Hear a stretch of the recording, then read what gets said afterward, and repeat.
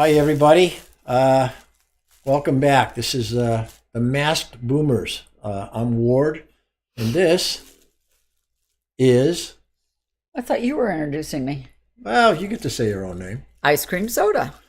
And after the last time, we enjoyed it. We didn't quite know what to expect, being the first time that we obviously had done that, but it was enjoyable. And looking forward to today, particularly with everything that's going on the planet, I guess. So we're ready to take your questions, and we'll try to alternate today so that it's not me talking so much.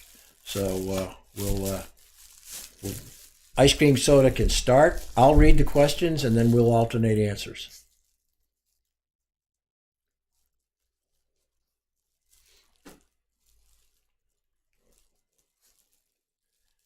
Is there anything in adult life that you think that your own parents didn't teach you enough about or do a good enough job preparing you for?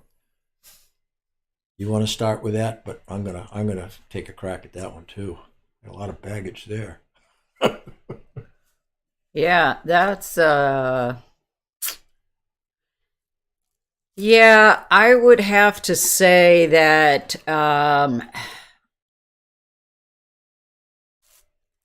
I feel there was a little bit of lacking in making you feel that you were good enough. There was my dad was always very encouraging, but my mother was more the person that would doubt what you said, whether you were telling the truth or somebody else's word um, was the truth, as opposed to you saying you were telling the truth. So that was never easy because you were always sort of second guessed before you. And then, of course, there wasn't an apology if she was wrong and I was telling the truth. So that was a little bit difficult growing up with. You good? You want me to? Are you anything else? Yeah, You that's don't have. fine. We don't. You sure? Yeah, that's Okay. good. All right. Oh gosh, on mine, they didn't. We didn't do well at relationships in my house. My father had a job where he was away sometimes for almost a year, and wasn't military, but he was away. And my mother was I was the youngest of the four kids in the house, and I was the only boy, and so I didn't get a lot of male direction, example, or encouragement, and as a result, my struggle, even as a parent and as a husband, has been the whole relational thing, and never really developed until I was much older. Never really developed very close friends. So I would say that it was kind of the old school, old country. Be tough, be resolute, be an individual, and kind of make it on your own. And that had its that had a, I had to unpack a lot of stuff over the years before I got on the other side of that.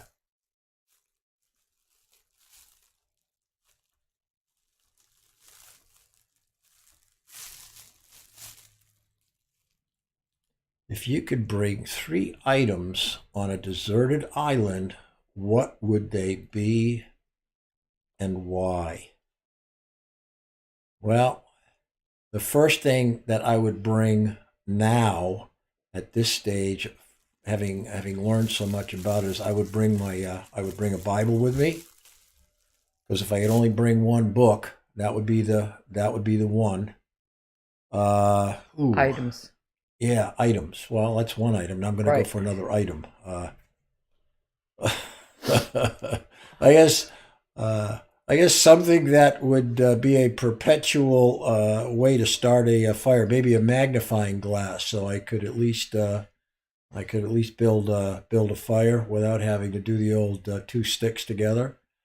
And oh my goodness, a third item. I mean, I guess some kind of a thing to maybe a tool, whether it be like some kind of a heavy thing that with which you could maybe chop or cut and also hammer, so that you could take build yourself something and fashion yourself shelter. I guess that's what I would do. Well, I ditto the Bible as the first thing I would take. Um, I think that as some sort of a tool is a good idea to be able to create a shelter or whatever you might need.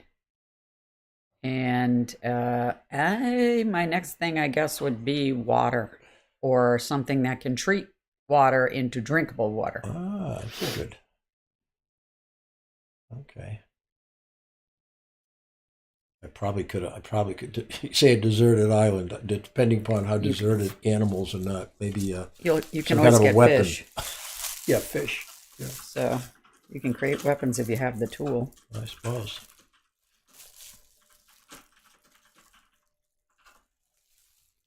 Interesting question. That is an interesting question. Why do you think you're going to be deserted on an island? Well, no, I'm sure that's not the I know. expectation. I don't know, but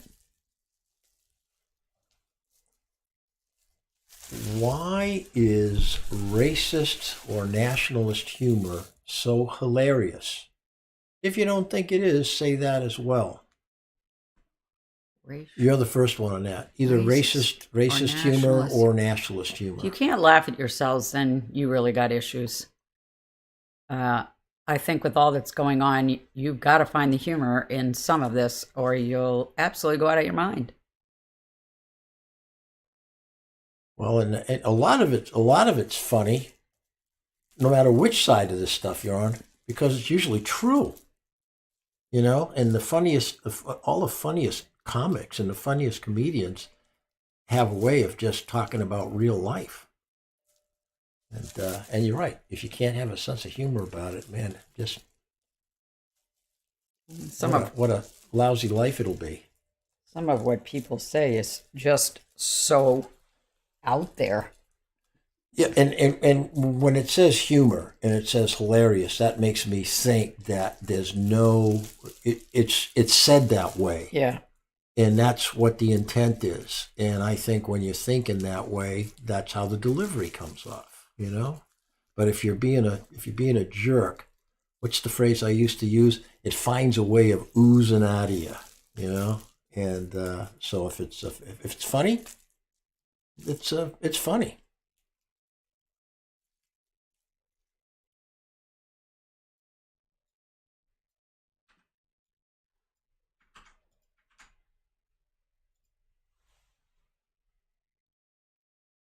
What do you say to people who think your generation is leaving the next generation with nothing but debt?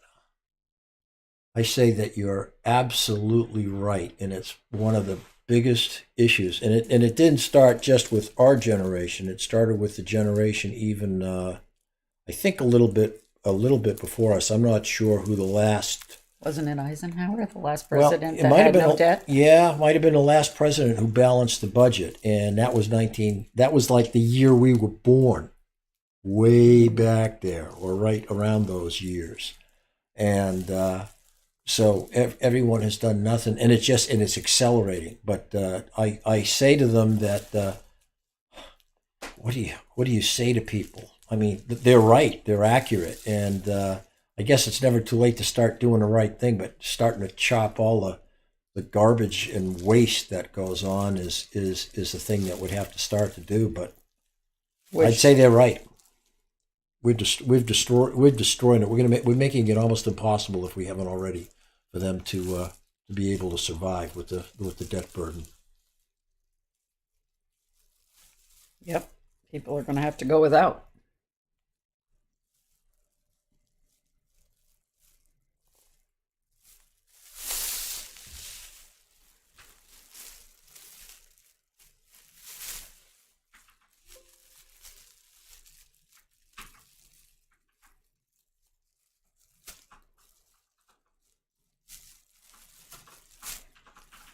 thought we were going to have an audible question there for a second.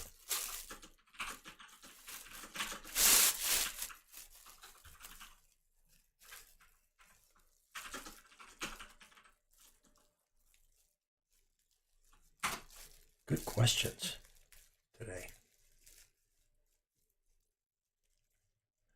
What's your take on Russia's? Could you slide that just a little bit? What's your take on Russia's invasion of Ukraine?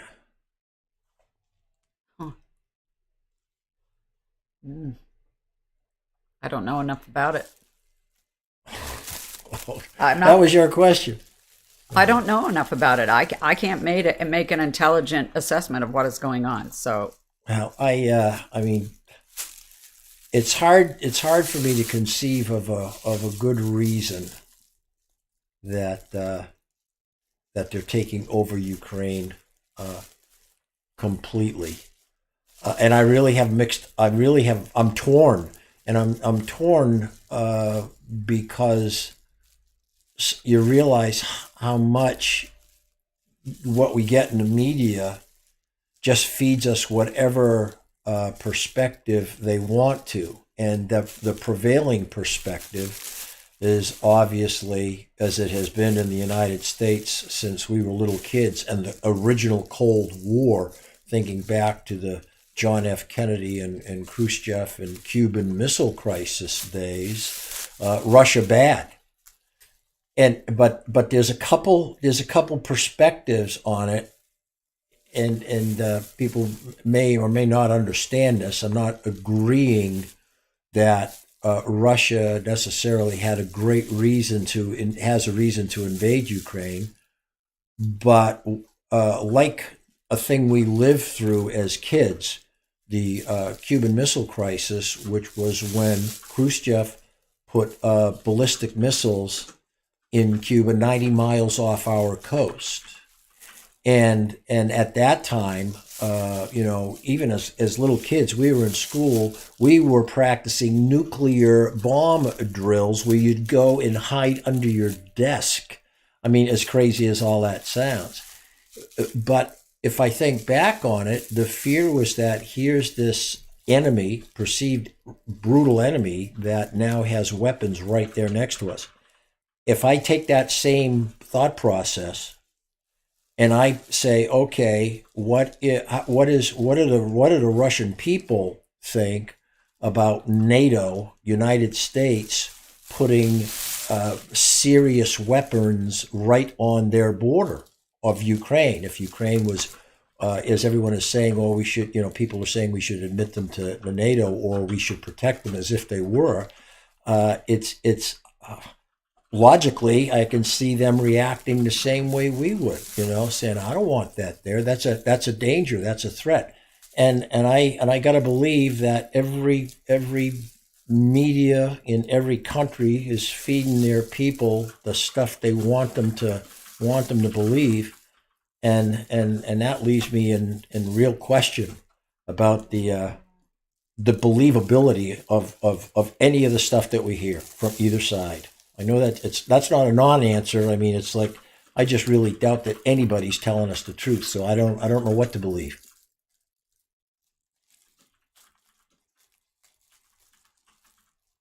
I do think it's going to have an impact, though, on when you think about energy and stuff. That Russia supplies so much of Europe's energy. And now you've got this situation. What's that going to do? I mean, it's going to throw a wrench in the whole. It's going to throw a wrench in the planet for sure.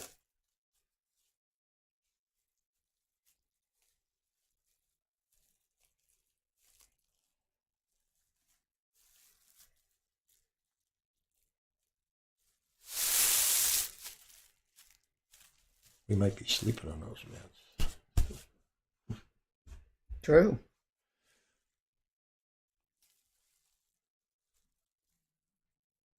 It's a difficult question. It is a difficult question. Well, because there's just not enough truth about what else really going on. When you think of other things that we've been told that have turned out not to be true. Yes. Over the years and even recently, you say, what can I believe?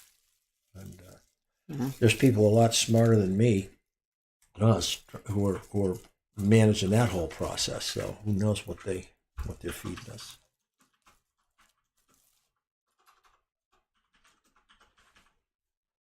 And it seems that the most honest voices are the ones that get drowned out.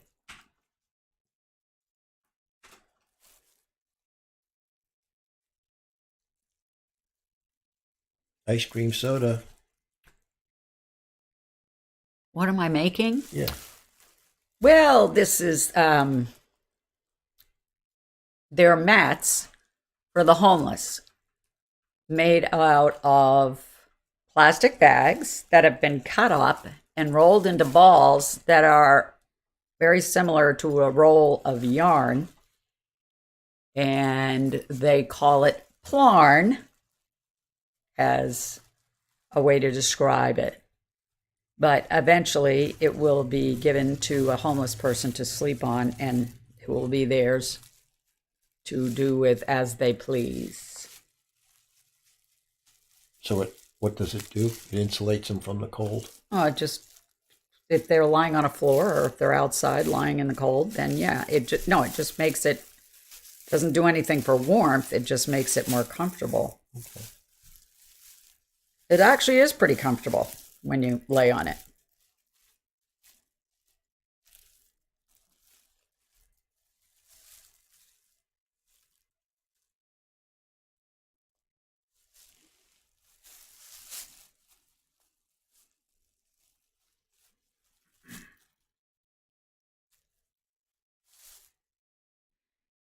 Did you go to college? And if so, what did you study? Also, do you recommend college to kids nowadays? Yes, I went to college. My major was physical education. Um, do I think kids have to go to college today? I don't know. I don't. I think I would be more inclined to say going to a trade school would be maybe the better way to go right now. Uh, I went to college. I went to an academy, but I studied marine and electrical engineering, and I don't think I would. I think I'd be inclined to take a different route nowadays, just based on the kinds of things that are being offered. The cost, which is obscene. I mean, I could go for a few $1,000s a year, not this insane amount of money. So I'd try to look for an alternative. Trade's not a bad idea, or just taking that money that you would have used to go to college and trying to start your own business venture.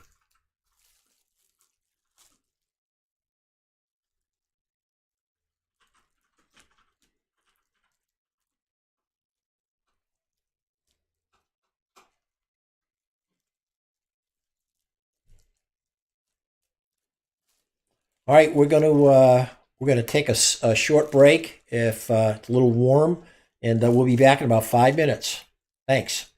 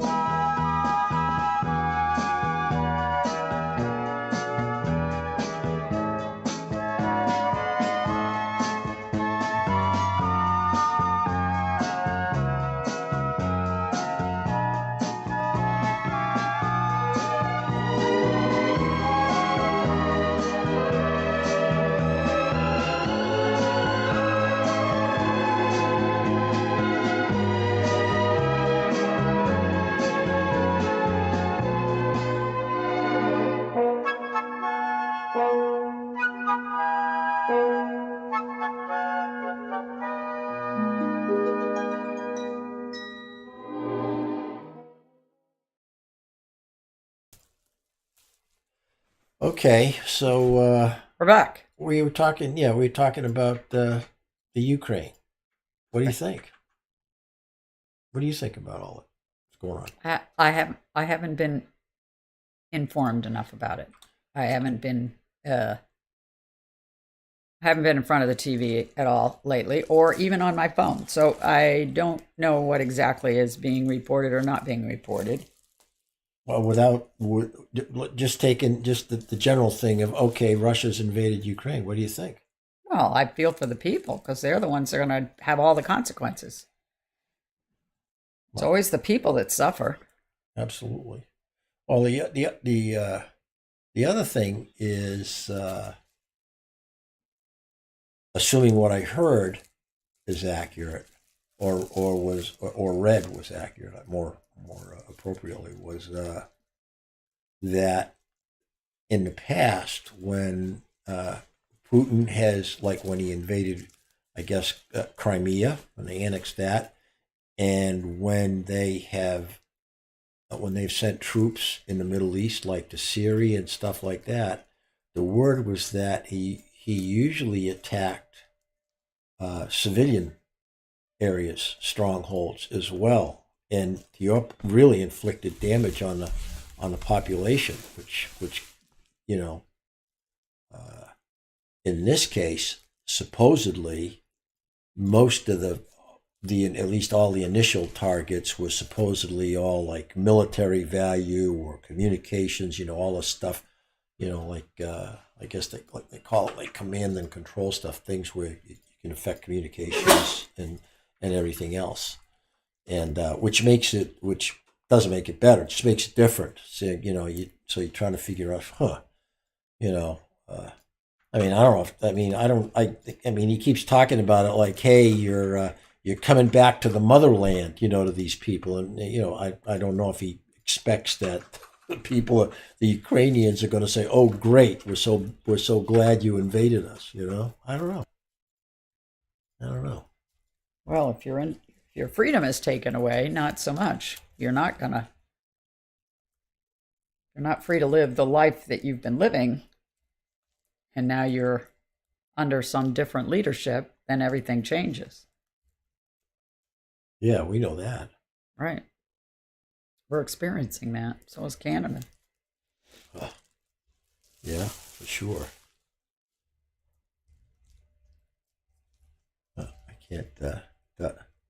Does the USA have any obligation or right to be the world's police? That is a very difficult question to answer. And again, how do you know for sure uh, what exactly is happening, since we're really second guessing our media coverage on things and people in control? But obligation, I think, where human life is just being we can use our own example of when the Twin Towers were attacked, and that was civilians. That wasn't military. That wasn't anybody that was running the country. That was all civilians that were impacted, and that's when the reality of that kind of stuff really raises your awareness, in that when the general population, not even people who are trained in combat, are the ones being slaughtered or killed, then yes, I think there's humane obligation to get involved. But When you say get involved, you're talking about giving them aid or helping. I think the question probably is I more don't think about should we go fight in another part of the world? I don't If think we're we see some, obligated to do that. But and we're not the world's police. I don't think that we should ever be in that position. I don't think we should be. I mean, every country has their sovereignty and has their rights. I mean, and I guess there's cases like, you go back World War II or things like that where people say, hey, we need help. Will you help us? To unite against some common enemy. But just to does the USA have the obligation or the right? I don't think we have the right to. It's like who are we to sit where we are, look to the other side of the world and say, you know what, we've got the answer to your problems, Right. and so we're going to come over here and we're going to force our solution on you. How has that worked out for the past 20 years in the Middle East? Not real well. Well, I think you could take it even further back, but Well, obviously, but I'm just saying it. It's never been a successful approach in the past, and what's the way it is. I mean, there's a lot of blood and of young American military and a lot of treasure that has gone down the tubes. And the only I'm going to get kind of angry at this because I think part of this whole narrative, listening even this morning to from a business perspective, the reactions to this, the thing that pissed me off was the military, the weapons manufacturers, their stock is going up. Oh, great, we've got another war. Isn't this wonderful? And where I used to scoff at the idea of like military industrial complex, I gotta tell you, it's true. I mean, these profiteers, they guys pushing for, oh, we should do this, we should do that. Well, if you follow the money, a lot of times it's all self-serving. It's not nearly as altruistic or as good-hearted as we think it is. But obligation or right, we don't have the right to be the world's police. Who are we?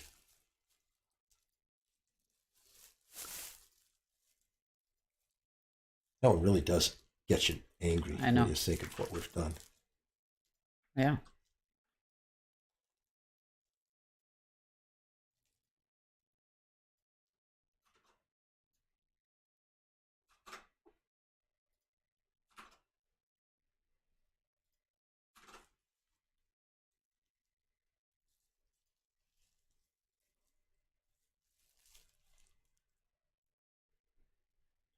Considering the justified doubt we have today for media coverage of important events, does this prompt you to think about 9/11, Vietnam, Gulf Wars 1 and 2, and other events in a different light?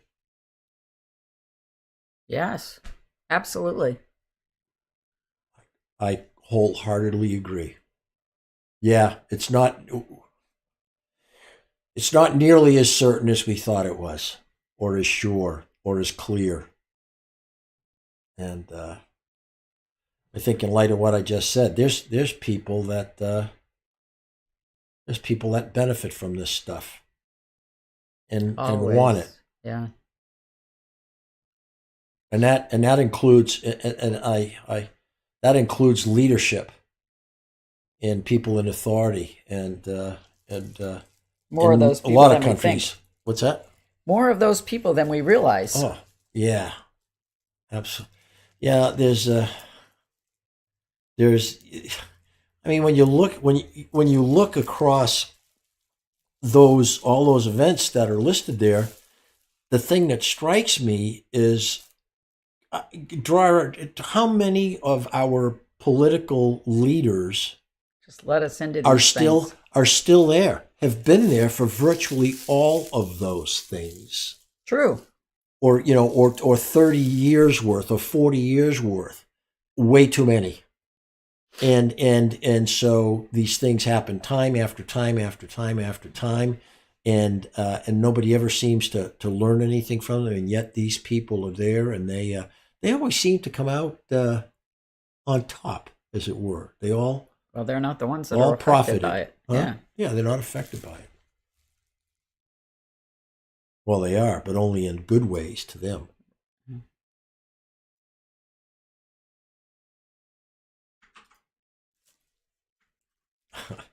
Man, I just don't watch. I just don't listen to TV for news. That's just not the place to get it. No. You gotta, and this is one of those times. So I wish it'd be nice to be a bit younger and try to be as much in tune with the avenues that young folks can ferret out to get their information, Mm-hmm. because I think it would really affect how I think about some of this stuff. Because I don't trust. I just don't trust anything on TV, Well. and only half of what I see even online, unless I really feel good about the site. Right.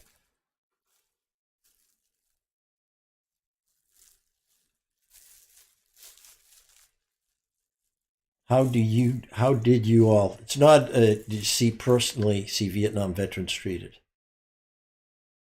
I can talk to that one. I don't know. I have a dear friend who was a combat medic in Vietnam, and who has shared just some incredible stories with me. And he is physically, he's just a mess right now. And just watching how, and a schoolmate that I hooked up with at a high school reunion some years ago, seeing how they are treated specifically in areas of medical benefits, and the quality of care they get and the attention they get, it's hideous. It's absolutely hideous. These guys actually both said separately to me, they're just waiting for all of us to die so they can be rid of us. And The memory, people that have the memories of it all. yeah, I mean, we just treat them disgracefully, so poorly. Well, it was a war that never had an ending, really. Well, it had an ending. I mean, it ended, but no one ever understood what we were fighting for over there. Sounds familiar. It's part of why most people, and that's when there was a draft, and that's why guys, I mean, I don't blame people to do what they could to avoid it. I was in the first. Lottery for that draft, and I had a very low number, and that was and that's partially why I went to the school that I did, so I could get commissioned. But the thing that struck me is my dad, being an immigrant, being a naturalized citizen. He's a guy that before it was fashionable, he came into this country illegally way back when, and he was tossed out, and then he came back in legally. And you would and then got married and family and the whole thing, and you would think he would be as bullish on going along with them as anything, but maybe it was because of where he grew up, the way he felt about wars. But I'll never forget. I didn't do it, but I'll never forget what he said to me. He said, "I wouldn't blame you if you decided to go to Canada, if they called you up." And I can remember being absolutely struck dumb by that, because how could he? We never talked about it at length, but I couldn't believe that here was this guy who had, if you will, had made his life in this country, and would feel like, hey, it's okay if my son decides he's not gonna do what the country asked him to do. But I also think it's because he had been exposed to to both. I think as a child, at the aftermath of some things in Europe after the First World War, growing up, and then of course being in the Second World War. So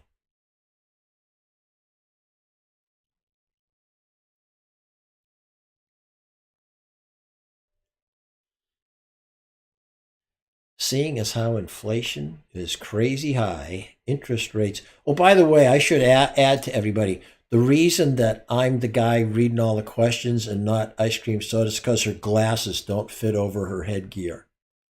So just so that she's perfectly able to read this, but just can't see it without her glasses. So that's why I'm doing it. Seeing as how inflation's crazy high, interest rates are abysmal, and property values are bloated, do you have any financial advice for young people? Yeah. Of course, you have to remember this. This has all happened before. Inflation, crazy high interest rates, overvalued property. Well, This is nothing new. I think he said the inflation's crazy. I think, unless I miss it, the interest rates are abysmal. That means that interest rates on money that you have, if you try to get it, you'll get 0.8% or 1%. You can't get any interest on your money. Inflation's way up there. So, you're only making 1% while inflation's 10%. I think that's what we're talking about. And now that property values are going off the charts, what's the advice that you would give? Don't buy what you can't afford. Well, And yeah. if you don't think that putting something on a credit card and you can pay it off gradually, because if you miss a payment or something happens or you can't pay it 1 month, you're going to get hit with these interest charges, and that just jacks up what you borrowed. So we actually had to do this ourselves at one point, and we decided that not having any credit cards was the best way to handle the limited financial situation we were in. And so if we couldn't afford it, we didn't do it or we didn't buy it. The kids used to hate. Debt's a bad thing. Well, this was even before. Well, I know, but debt's just a bad thing. Yeah. And particularly now, I mean, when we talked a little bit about it last time, when you see the crazy prices of things and the amount of money that young people are spending on houses, the banks are just only too happy to give you all the rope you need, because we talked about it last time. Is again, their motives are pretty nefarious. You always figured they didn't want to own houses. Now the banks and investment bankers are buying up property so they can kick up the rents. So all of this stuff is about, you really have to just don't spend money. Don't spend money that you can't afford to spend. Don't do it on credit if there's any way possible. And save. Save and do try to invest. I wouldn't tell you always where to things invest you it. can cut out. And I'll just throw this out there. We actually had a stage where Ward got, what's your name again? Ward? Ward. He got paid once a month. And let me tell you when you have to budget from the beginning of the month to the end of the month, you get to the last week and a half and you got nothing left because you have to pay bills first. And the place you ended up cutting expense was food. If you didn't have it, you didn't eat much. Should I tell the McDonald's story? No, because that wasn't when I was. I mean that. Well, that was. We had a that's couple we were kids. still financially tight, but I don't know that was when you were getting paid once a month. It was, yeah. I was still with those guys. Oh. But anyway, that's neither here nor there. It's but yeah, just don't spend anything. If you can't afford to buy it, don't. If you can't pay, almost if you can't pay cash for it, don't. Yeah. I mean, yeah, use a card if you can use it, get some miles or some points, but only if you can pay it off entirely every month. Don't become like the government and just kind of kick the can down the road. It'll kill you. It'll kill you. And that's when and your credit rating gives the banks the signal that they have to charge you a much higher interest rate. You kind of end up shooting yourself in a couple different ways. Save, spend only what you can afford, and invest. I wouldn't dare tell you where that is right now.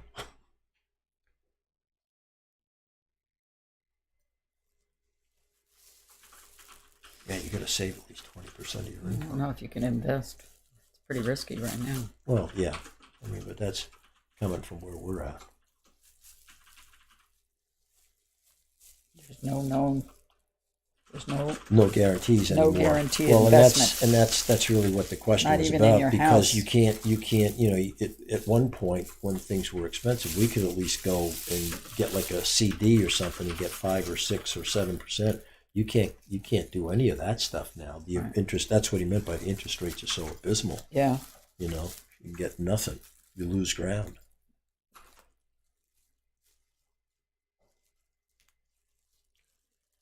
What were your experiences during the energy crisis back in the 70s?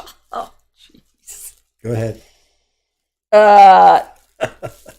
You had to that you only had every other day that you could get gas, depending on the even or odd number, right? Even or odd. Even that's or right. odd.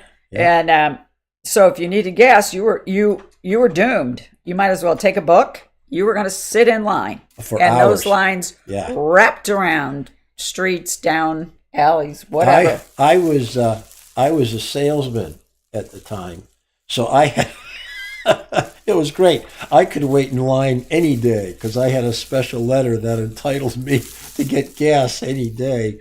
So great, I could sit in line every day if I needed to. And I tell you that We might be headed to that again. well, we were. Isn't that? That's when we started. We got a wood stove. Yeah. And started. I started cutting and splitting Oil wood. was horribly expensive. Oil was it was crazy high, maybe way higher We than might it is get there. now. We might get there. And so I would be out cutting and splitting wood, and we put that wood stove in the basement and cut heating vents so that it would get up to the other floor. It was nasty. Well, there's only one other floor. Yeah, but it was nasty. Just having but you had to think differently. You did what you could. Yeah, you didn't waste gasoline, and you did what you could. And everybody, I mean, and that's just the way it was. Yeah, the whole country did it. Yeah. And ultimately, I think because I got tired of cutting and splitting wood, or it just was so difficult to do, we graduated to, dare I say it, coal stove, and we got a coal burner because it would last longer and Well, burn Coal- more evenly. Coal was cheaper too. Yeah, it would burn more evenly. Yeah. So we're the ones responsible for the greenhouse effect. Our little wood stove or a little coal stove. Buy all that stuff. Yeah, man. Boy, some of the questions take you back to. We had long since forgotten what some of dealing with some of that stuff was like. Yeah, we could be headed for it again. Well, yeah, we could. I mean, when you compare that, and I can remember this very specifically. It was around 1970, 69 and 70, and at that time, I can remember buying gas for 30 cents a gallon. I mean, you could put $2 worth of gas in a car and drive for several days. Gone are those days. Yeah.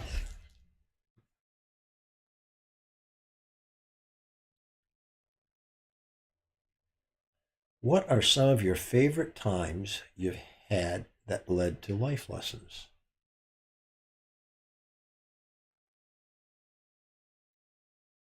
That your favorite times are worth more than anything else. Well, Family times. Definitely family.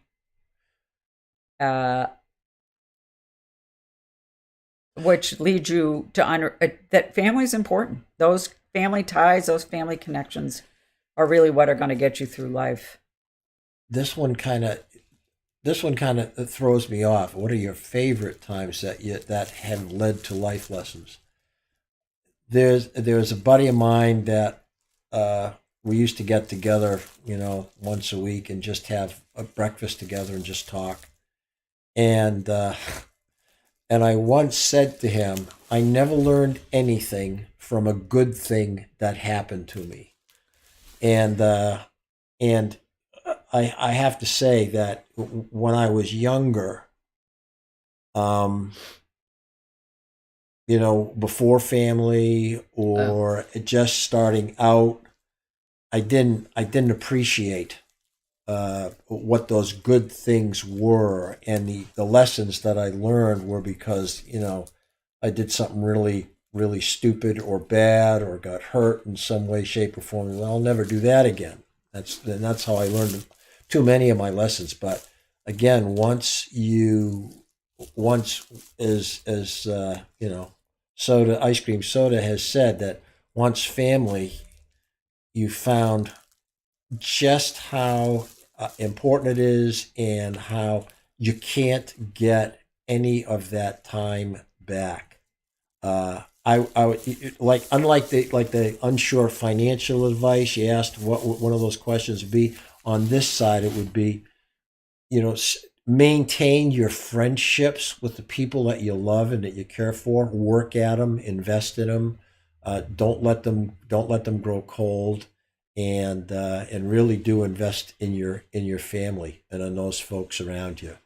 Uh, I just can't emphasize that enough. Just can't emphasize it enough, because no matter how close, someday they're going to be gone.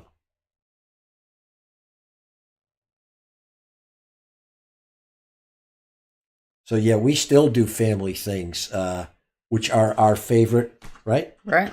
Every year we have tried to get the whole family together. When I say whole family, I'm talking about kids, grandkids, and being in one house. And it's a lot of people. It's over 20 people now, and it is the event of the year. It's a thing that everybody looks forward to and plans. And amazingly, even with careers and kids, we've been able to do it for how many years now? Yeah, 5 or 6. Um, yes, and you have to learn. You have to accept that not everybody in your family does everything the same way, and you need to have flexibility. You can't be selfish, or these kinds of things won't work. The dog's afraid of me. Doesn't recognize me with the. Uh,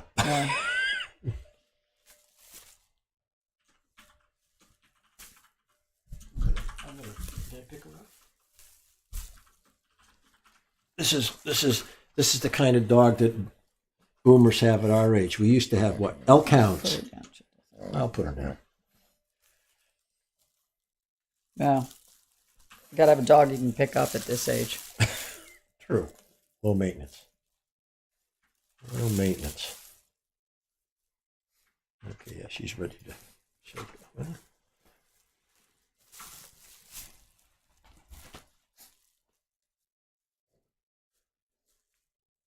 What are your guys' opinion on multi-generational homes, like multiple generations living together?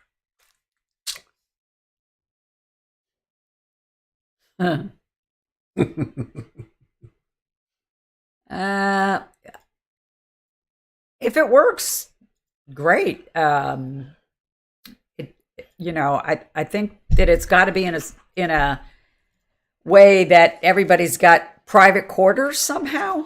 I don't think you can be. Well, I don't know. I'm thinking of our family, where I would say it'd be tough to be on top of each other all the time. Um, I mean, I think, everybody should help out when they can if somebody's experienced a real tragedy, or, financial problem for temporary. Got to do what you can, but I don't know that it's always wise to go into permanent situations unless you've really set some ground rules. Yeah, it's difficult. Uh, I would say at least speaking for ourselves, at best it's temporary.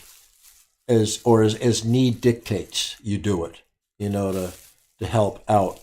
But, establishing like the old time, like the homestead kind of thing, and everybody, that would, it seems to me you almost have to start out thinking that way, that's how you're going to live. Otherwise, you're just going to be adapting.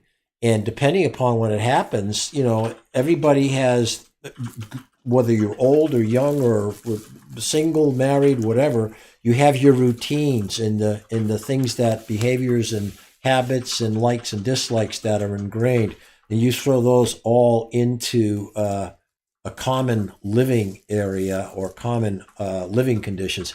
It gets really uncomfortable really quickly. I mentioned, like, our families, we all get together for that week or so these past several years. It's by the end of that week, everybody has loved seeing each other, but everybody is ready to head back to their own to their own space and their own rules. Routines. What's that? And routines. And their own routine. Absolutely. Absolutely. I think it's challenging. I think multi-generational is challenging. God love the folks who are close enough and are able to do it. They're blessed, truly blessed. They if are they can do blessed, it. but I think it's hard to do.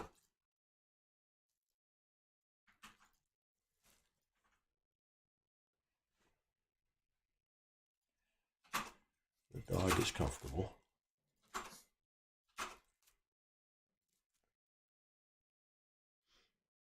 Are we too individualistic in America? My Italian buddy still lives with his parents and won't be moving out till he's married because that's their tradition. He's 30 and engaged, though.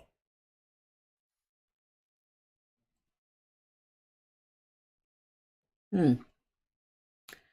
I think I think because of economics, and, well, I mean, job situations, things that have been going on in the last 2 or 3 years anyway, that it's made it almost um, difficult for people not to be at home. But there, it sounds like it wasn't ever going to be a permanent situation. It's just until it wasn't working. Well, I mean, I'm sure he wants to have his own life now with his once he's married. Well, there's also nationalities where there's cultural differences. And I mean, in one of the things that we've always talked about is our one son-in-law who's Italian, is great sense of family. And so, in this case, as his Italian buddy, I mean, I think culturally there are those who that's just the way it is. But do I think we're too individualistic? I think we're too quick to boot everybody along and say, go do this, go do that, and we measure stuff by even when you get old like us and you're retired, and someone says, well, what are you doing? It's like you're obligated to have to tell somebody, I'm accomplishing all these things, by myself. Otherwise, you don't have any worth. So yeah, I do think we do drive the individualism thing, sometimes too. Well, and not individualism, but competitiveness. Selfishness. Well, Me yeah, first. It's a me first world. That's true. I'm taking care of myself first, then we'll figure out whatever anybody else is going to do. Yeah. So, I mean, there's nothing wrong with being a strong individual. That's remarkable. That's a wonderful trait to have. But to your point, yeah, when do you go over the line and becomes a self-absorption and Right. selfish? And there's a lot of kids today that think their parents owe them this, and that is definitely not the case. Yeah, you're owed. Everyone is owed something. Yeah, get out and get a job. Go do something. Go experience a little bit of pain. Yeah. Boy, I tell you, it's pretty funny stuff. But we are too individualistic.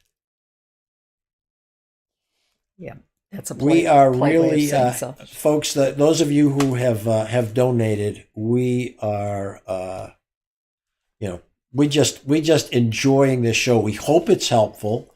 We hope it gives you a different, well, not a different, but just an added perspective on folks who grew up during the times that we did, and hopefully, the transparency and the straightforwardness is something you guys enjoy. But we will look forward. We hope you enjoyed it. We do, and we look forward to being together with you again next week.